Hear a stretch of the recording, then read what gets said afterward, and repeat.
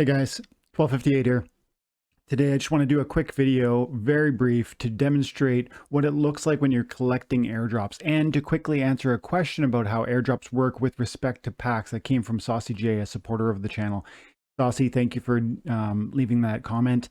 I saw that and I did respond to it in the live event yesterday, Thursday, January 13th, but I want to isolate the answer because more than you, this is an answer that more people want to hear than just yourself. Okay, so as you can see, airdrops on every sort of pack that Splinterlands releases, they give X amount of airdrops. And you can come over here into the shop window and you can look at whatever pack they're currently listing and whatever airdrops are associated with that by clicking on shop. And then you're going to see the right now Chaos Legion window. And then you see right here, new airdrops, check status.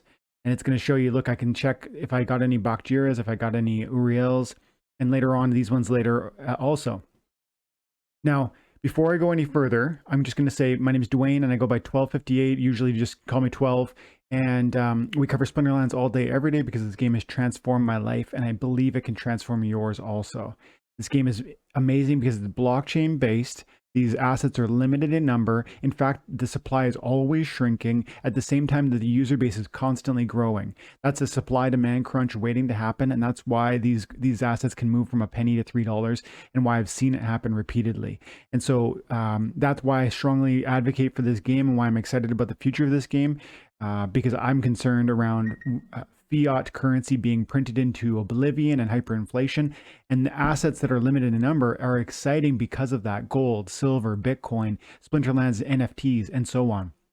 Okay, so that's what we're about. If that sounds interesting, like and subscribe, and we're going to get into the airdrop question. So I can go ahead and I can check if I have currently received any Bakjiras. Every time a new airdrop releases, if you've bought any packs before that moment, you're going to be eligible for every single airdrop to follow. Whether it's one pack or a million, you're going to be eligible for every pack that follows the purchase of that, every airdrop that follows the purchase of your pack. That's point number one. Point number two is there are certain thresholds at which you're going to get guaranteed airdrops. For these ones, you needed to buy 300 packs to be guaranteed one of it. If you bought 600, you're definitely going to get 2. If you bought 900, you're definitely going to get 3. The numbers for each of the following airdrops will be different. Every single one will be different. And as we get closer to the end, the expectation or the required number of packs held will be greater. Hear me. If it's 300 now for Bakjira, it's going to be like 400, 500 later on for a guaranteed airdrop. We don't know exactly how many packs the bottom ones will require, but they grow and grow and grow because as you know, when we get toward the bottom here, it means more and more packs have been sold.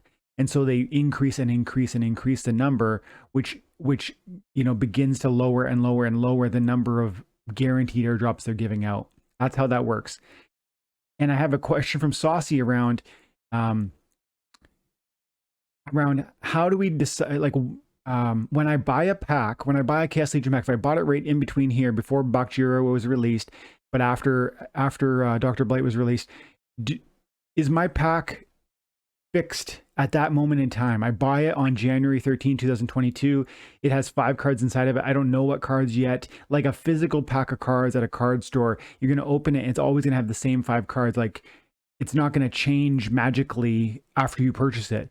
That's not how blockchain works. And Saucy knows that, but not everybody knows that. So the cards are randomly generated, selected at the time that the pack is opened. And the way it works is like you're holding a ticket. You have a ticket to a Chaos Legion pack, or maybe 1 or 10 or 100 of these packs. And every time you open the pack, and you would do so by coming over here to open, you'd grab your pack from this and you'd drop it in there. I don't have any, but that's what it would fill there. And then an animation would open and you would see it opening. And then it would show at that moment, it's connecting to the blockchain. It's revealing its kind of QR code, essentially, is one way to think about it. It's got a fingerprint, and that fingerprint touches the blockchain and says, I'm a legit pack. I'm one of the legit packs. I'm now being opened. What cards are available in the pool of cards that could be available?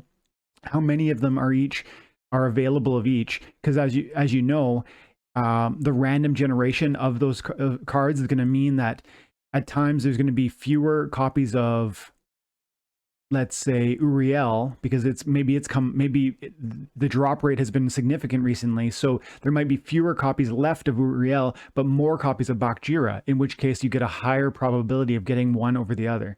So it's randomly generated at the time of opening based on its access to the blockchain and its kind of confirmation that it's a legit pack. So when you buy it in that moment on January 13, 2022, it doesn't matter what cards are out because you haven't opened yet. So on that day, these guys would have been, let's say you opened it, let's change the number. Let's say you bought it a week ago. These cards weren't yet released. They could not have been inside the pack at that time on January 7th or whatever. They could not have been. But now on January 14, when they've been released, they absolutely can be in every single pack moving forward. That's super important to understand, because it means if you hold your packs until the very end, you're going to have the opportunity to access all of these airdrops, even if you only bought 10 packs. You know, some of you aren't going to buy thousands of packs. You're going to buy 100. And maybe you're not going to get the airdrops for free through the airdrop process. But if you hold your packs until here, you're going to get all of the SPS airdrop points, which is important and valuable and a strong consideration. But also, you're going to have access to dropping every one of these unknown airdrop cards, which 6 of them are going to be legendary summoners. And so I strongly advocate, if you don't need the collection power, if you can battle on until this sells out and until the SPS airdrop ends, I strongly encourage you to hold your Chaos Legion packs until you get toward the end here, because you're going to maximize your SPS rewards and you're going to increase your likelihood of getting the most powerful monsters from the deck. If you open them today, you have an opportunity to get these two. Dr. Blight is ineligible for the packs. He was never going to be included inside the packs. He was a promo card, so he's never going to be inside the packs. But every other one can be. And so if you really love these cards, you're going to have, if you open your Chaos Legion packs today, you're going to have an increased likelihood of getting one of those too. Because first of all, they just launched, meaning their supply is full. And second of all, there's 11 other cards that haven't been listed that when they get listed will dilute the pool of possible options. I hope that makes perfect sense. And if it doesn't, maybe leave a comment.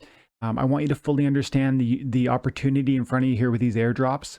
And I want you to, I guess, understand how to maximize the value you're going to extract from the ownership of those Chaos Legion packs, whether it's today or, you know, in 6 months when you're opening them, okay? And one last thing, that's why when you sell the packs on the peer-to-peer marketplace like Hive Engine, you can find that the packs go for significantly more much later on, because they aren't, well, that's part of the reason. Untamed packs are selling for $45. They originally cost $2.